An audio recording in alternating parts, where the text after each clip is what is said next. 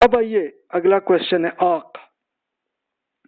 روایتی فقہ کہتے ہیں کہ جناب آق کرنا ہی حرام کام ہے، یہ غلط ہے. جو اللہ نے ہر ایک وراثت کا جو حکم دے دیا بس صرف وہی اس میں ہر ایک میں ویسے ہی کرنا ہے. لیکن اکثر فقہ یہ کہتے ہیں کہ آج جناب کفر یا قتل وغیرہ یا آق کرنا جائز ہے اور اس کے علاوہ اور جائز نہیں. اب یہ ایک حدیث پیش کرتے ہیں رسول اللہ صلی اللہ علیہ وسلم کی کہ نہ مسلمان کافر کا وارث ہو سکتا ہے نہ کافر مسلمان کا. اور پھر عبداللہ بن عمر بن عاص رضی اللہ عنہ سے روایت ہے کہ رسول اللہ صلی اللہ علیہ وسلم نے فرمایا قاتل کسی بھی چیز کا وارث نہیں بنے گا.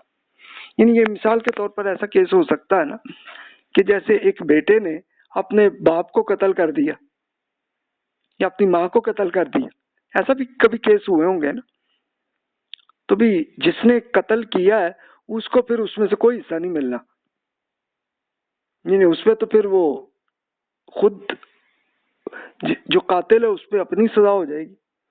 اور حدیث میں وہ جو کفر کا ہے تو یہ وہی کیس تھا کہ رسول اللہ صلی اللہ علیہ وسلم کے زمانے میں یہ کیس تھا کہ جناب جو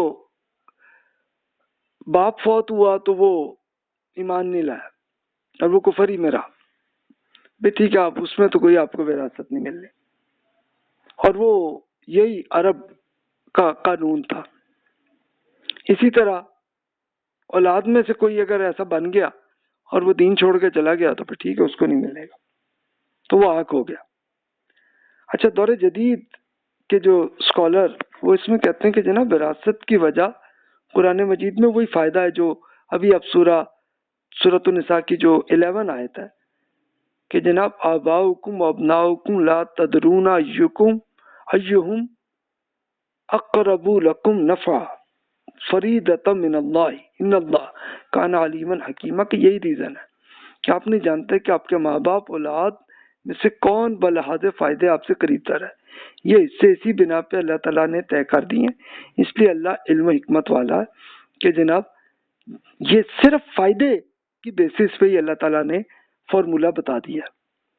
تب رسول اللہ صلی اللہ علیہ وسلم نے اس کیس میں وہی کیا کہ جناب ایک بیٹے نے اگر باپ کو قتل کیا تو اس کو کچھ حصہ نہیں ملے گا.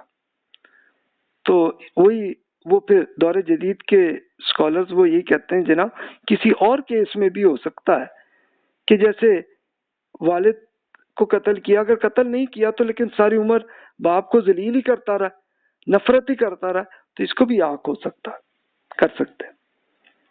اولاد اپنے والدین کی خدمت کرتے رہے اور محبت کرتے رہے تو پھر روایتی کلچر کی بنیاد پر آق یہ جائز نہیں ہے، پھر آق نہیں کر سکتے.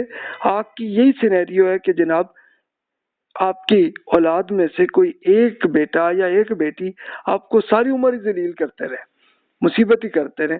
لیکن دیکھیں ہمارے ہاں روایتی طور پر تو یہ بھی کرتے رہے نا لوگ کہ جناب جیسے بیٹے نے خود شادی کر لی یا بیٹی نے خود شادی کر لی اس کو آق کرتے رہے، وہ غلط ہے.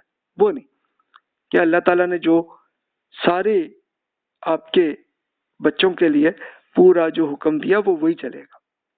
ہاں اگر ساری عمر اس طرح کا سینیریو ہے کہ جیسے بیٹے نے یا بیٹی نے اپنے ابا کو قتل کر دیا اس کیس میں ٹھیک ہے، یا اگر قتل نہیں کیا لیکن ساری عمر ہی ذلیل کرتا رہا تو پھر ٹھیک ہے اس طرح کیا.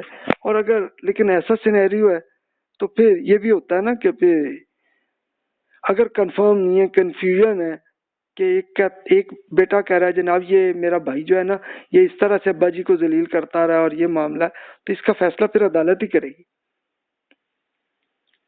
اور یا ابا جی نے دیکھا کہ جناب ہر وقت ذلیل کرتا رہا، انہوں نے پھر قانونی طور پر یہ کر لیا دستاویزات پہ کہ جناب یہ ہمیشہ مجھے ذلیل اور یہی کرتا رہا تو اس کو میں حق کر رہا ہوں، تو پھر ٹھیک ہے. اس کے بعد وراثت کے ٹاپک میں یہ ہم یتیم پوتے کی وراثت کا ایک ایشو ہے.